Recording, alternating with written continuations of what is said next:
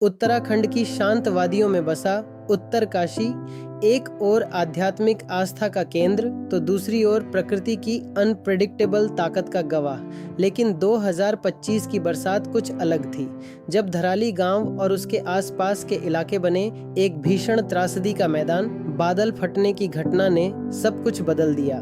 धराली उत्तरकाशी जिले का एक शांत और सुंदर गांव, गंगोत्री हाईवे पर स्थित। ये जगह अपने सेबों और धार्मिक महत्व के लिए प्रसिद्ध है। हर साल हजारों श्रद्धालु यहाँ से गंगोत्री की यात्रा करते हैं। लेकिन इस बार प्रकृति ने कुछ और ही सोच रखा था। 5 अगस्त 2025 की सुबह धराली के ऊपर घने बादल मंडरा रहे थे। मौसम विभाग ने भारी बारिश की चेतावनी दी थी, लेकिन दोपहर तक आसमान फट पड़ा और कुछ ही मिनटों में गांव जल प्रलय में डूब गया। तेज आवाज के साथ पानी पहाड़ियों से टूट पड़ा।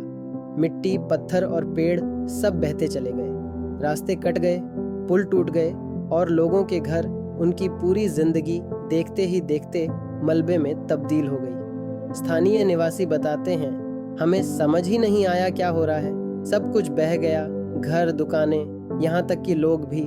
कुछ ही सेकंड में सब तबाह हो गया। इस भयावह घटना में कई जानें चली गईं, दर्जनों लोग लापता हुए और सैकड़ों बेघर हो गए। राज्य सरकार और रेस्क्यू टीमों ने तत्परता दिखाई, लेकिन ऊबड़ खाबड़ इलाकों और लगातार बारिश ने राहत कार्यों में बाधा डाली।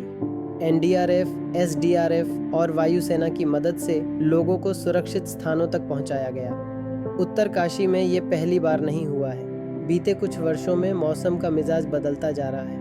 वैज्ञानिकों का मानना है कि ग्लोबल वार्मिंग और अनियोजित निर्माण कार्यों ने इन आपदाओं को और भी खतरनाक बना दिया है। पहाड़ों को काटकर बनाई जा रही सड़कें, पेड़ों की अंधाधुंध कटाई और जलवायु परिवर्तन ने उत्तराखंड को बेहद संवेदनशील बना दिया है।